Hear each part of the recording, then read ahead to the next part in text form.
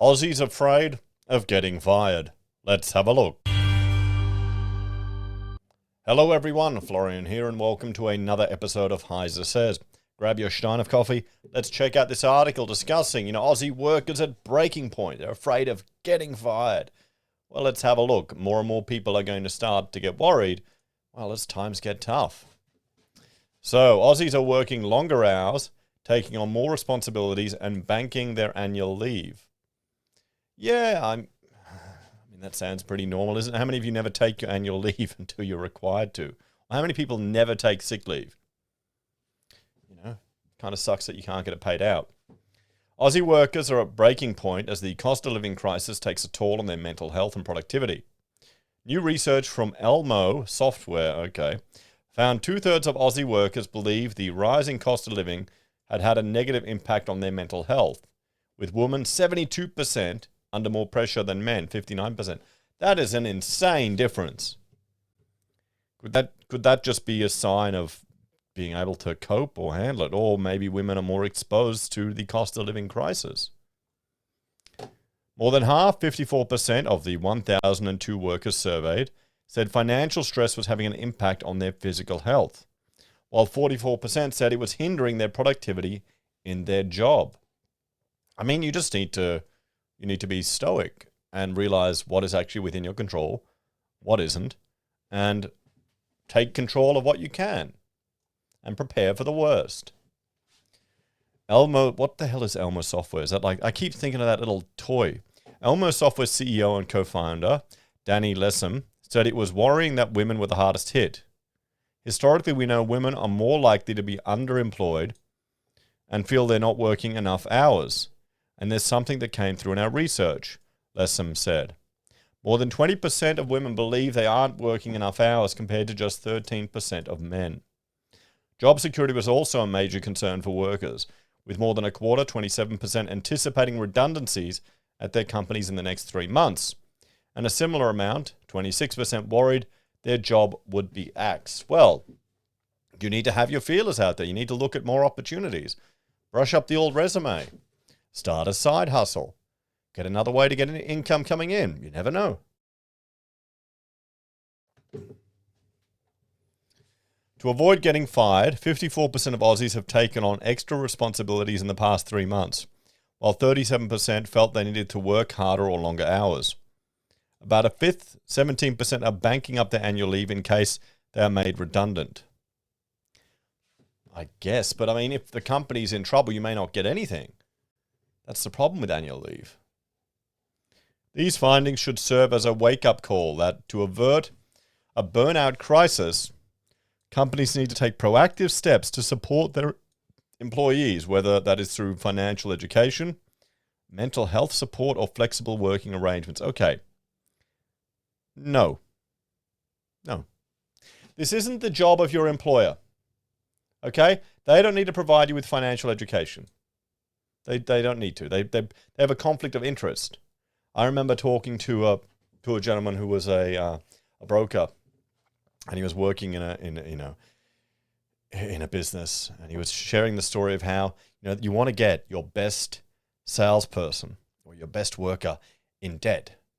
The trick is to get the star real estate agent in your practice, get him buying a new car, getting all the debt, so then they're stuck. They're going to be too afraid to jump ship because you got this anchor around them. You don't want to go to financial education from your employer. No, not at all. Nah. They've got a conflict of interest. You don't want that. Mental health support. I mean, okay, do you really want to have to discuss your mental health issues with your employer? That shouldn't really, unless it's something that you need sick leave for, perhaps. I don't understand, Maybe an appreciation of the fact that you may need a break or a rest day. Flexible working arrangements. I mean, that should just be a standard these days, honestly. More and more people are working from home. More people are using Teams for meetings. If you're a professional, there should definitely be give and take, and that should even happen before this. But I don't think financial advice or mental health support, other than giving you your, legally allowed holiday and sick leave, is necessary.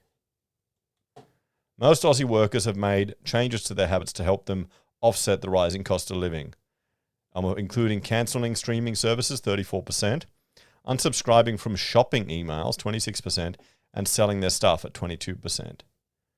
So yes, I mean, there we go, guys. Well, let's have a bit of a talk about this one, eh?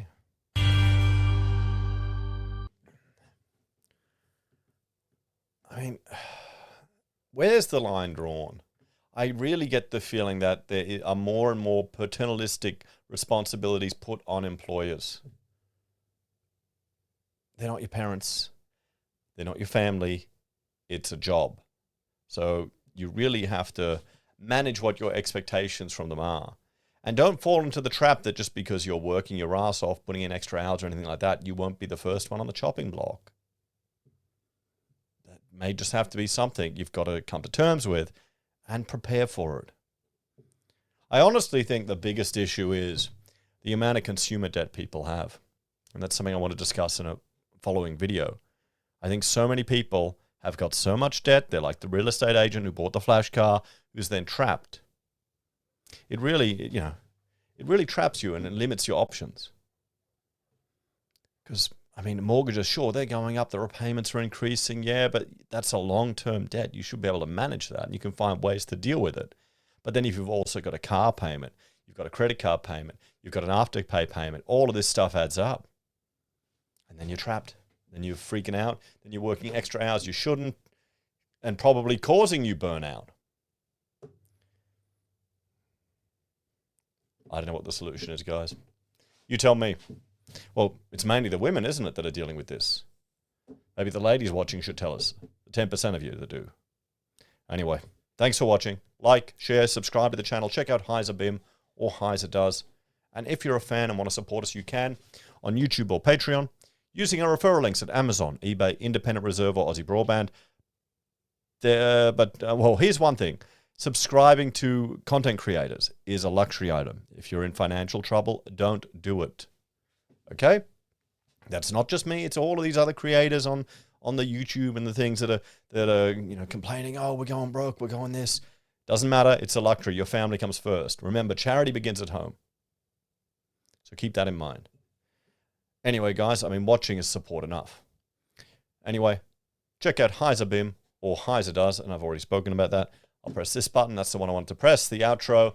Take care, guys. Have a great evening. I'll see you in the next video. Bye for now.